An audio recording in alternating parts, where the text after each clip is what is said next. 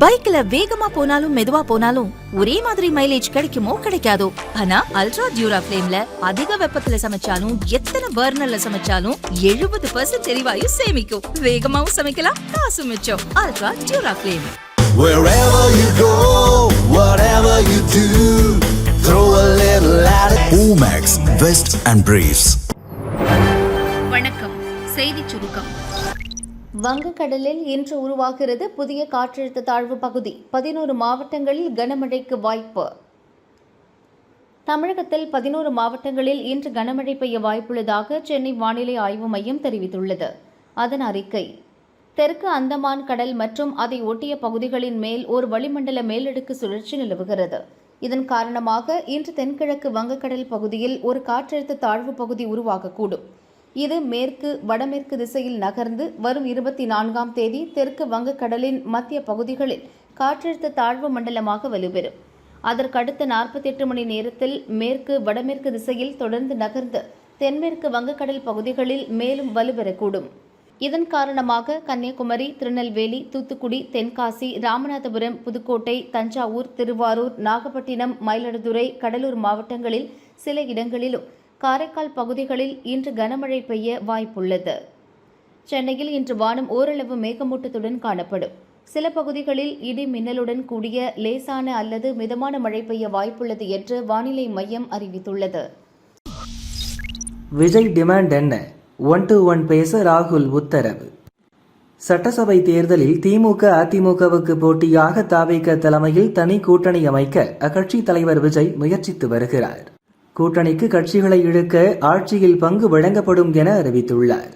ஆனால் இதுவரை எந்த கட்சியும் தவிக கூட்டணியில் இணையவில்லை. இந்த சூழலில் காங்கிரஸ் கட்சியை இழுப்பதற்கான வேலைகளை விஜய் துவக்கியுள்ளார். காங்கிரஸ் மூத்த தலைவர் ராகுலுடன் ஏற்கனவே தனக்குள்ள நட்பை பயன்படுத்தி கூட்டணி அமைக்கும் முயற்சியை துவக்கியுள்ளார். அவரது எதிர்பார்ப்புகள் குறித்து 1-to-1 பேசும்படி காங்கிரஸ் நிர்வாகிகளுக்கு ராகுல் உத்தரவிட்டுள்ளதாகவும் கூறப்படுகிறது.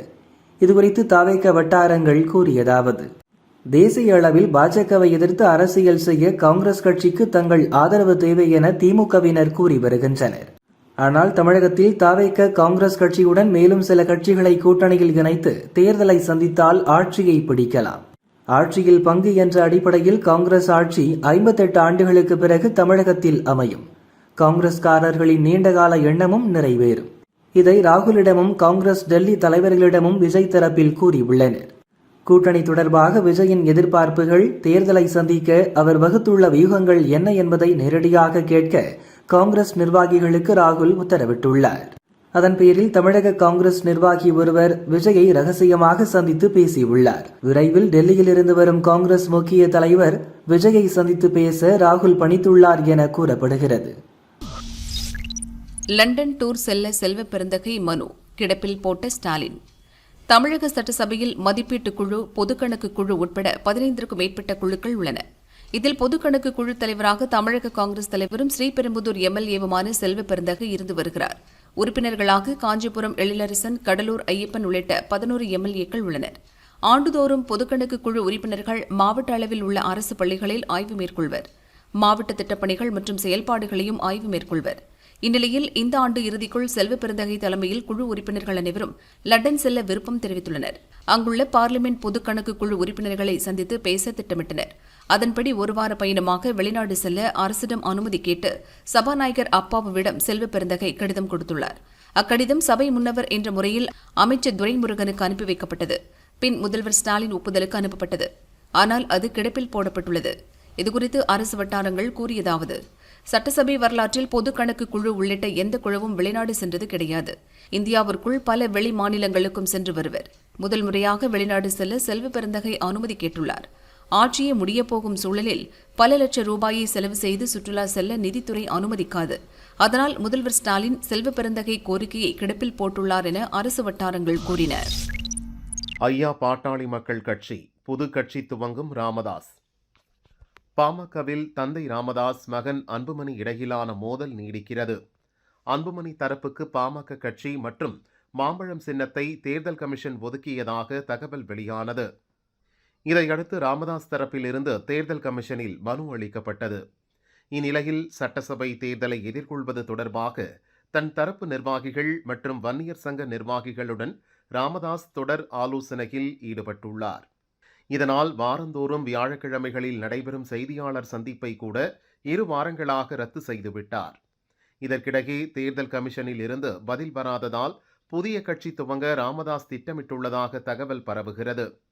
மேலும் தன் ஆதரவாளர் பெயரில் ஐயா பாட்டாளி மக்கள் கட்சி என புதிய கட்சியை துவங்கி பதிவு செய்ய இருப்பதாகவும் கூறப்படுகிறது.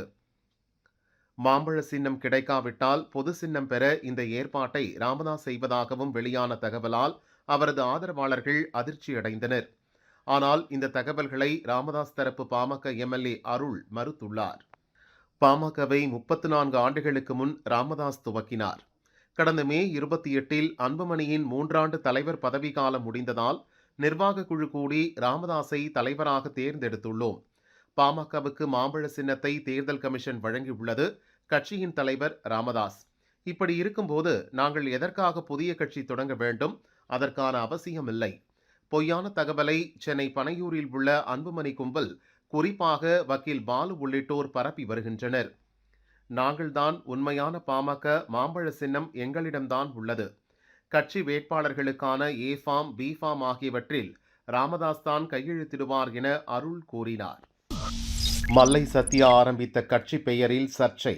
மதிமுக உட்கட்சி பிரச்சனையால் நீக்கப்பட்ட மல்லை சத்யா சில தினங்களுக்கு முன் திராவிட வெற்றிக் கழகம் என்ற கட்சியை ஆரம்பித்தார். கொடியையும் அறிமுகப்படுத்தினார். கட்சி ஆரம்பித்த முதல் நாளிலேயே அவருக்கு பிரச்சினை துவங்கியுள்ளது. சென்னையை தலைமையிடமாக கொண்டு செயல்படும் தேசிய தொழிலாளர் அறக்கட்டளை நிறுவனர் KV சரவணன் கடந்த ஆண்டு மே 1ஆம் தேதி திராவிட வெற்றிக் கழகம் என்ற பெயரில் கட்சியை பதிவு செய்து நடத்தி வருவதாக தெரிவித்துள்ளார். அவர் கூறியதாவது: 1996 முதல் 2007 வரை மதிமுகவில் பல்வேறு பொறுப்பில் இருந்தேன். தென் மாவட்ட தொழிலாளர்களுக்காக ஒரு அமைப்பு வேண்டுமென்ற நோக்கில் கட்சியிலிருந்து வெளியேறி தென்னாடு முன்னேற்றக் கழகம் ஆரம்பித்தேன். கூடங்குளம் அணுமின் நிலையத்துக்கு எதிராக பலரும் போராடிய போது நாங்கள் மட்டுமே ஆதரவு தெரிவித்தோம். பின்னர் 2010இல் தேசிய தொழிலாளர் அறக்கட்டளை என்ற பெயரில் பதிவு செய்தோம்.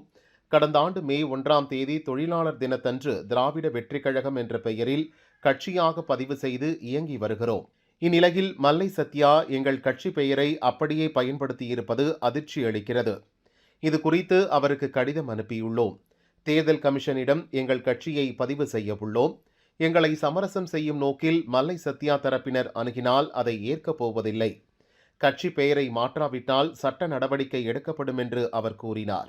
இது குறித்து மல்லை சத்யா ஆதரவாளர்கள் கூறுகையில், தேர்தல் கமிஷனில் கட்சி பெயரை நாங்களும் பதிவு செய்ய உள்ளோம்.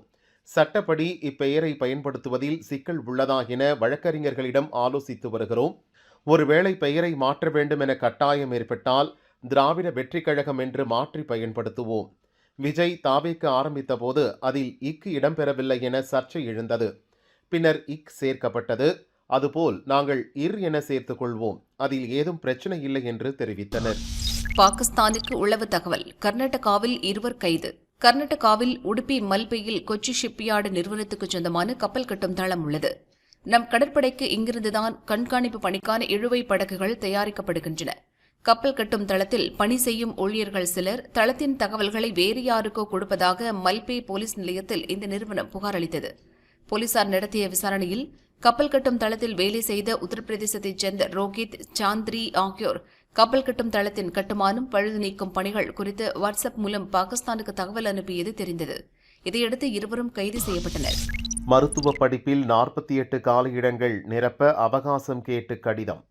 தமிழகத்தில் 4 கட்ட கவுன்சிலிங் முடிந்தும் மருத்துவக் கல்லூரிகளில் 48 இடங்கள் நிரம்பாததால் அப்பணியிடங்களை நிரப்ப கூடுதல் அவகாசம் கேட்கப்பட்டுள்ளது. அரசு மற்றும் சுயநிதி மருத்துவக் கல்லூரிகளில் அரசு ஒதுக்கீட்டுக்கு 6600 MBBS மற்றும் 1583 BDS இடங்கள் உள்ளன. நிர்வாக ஒதுக்கீட்டில் 1736 MBBS, 530 BDS இடங்கள் உள்ளன. இந்த படிப்புகளில் சேர 72,194 பேர் தரவரிசை பட்டியலில் தகுதி பெற்றனர். இதில் 7.5% ஒதுக்கீடு அரசு பள்ளி மாணவர்கள், சிறப்பு பிரிவு மாணவர்களுக்கு மட்டுமே நேரடி கவுன்சிலிங் நடத்தப்பட்டது. பொது பிரிவினருக்கான கவுன்சிலிங் இணையதளம் மூலம் நடந்தது.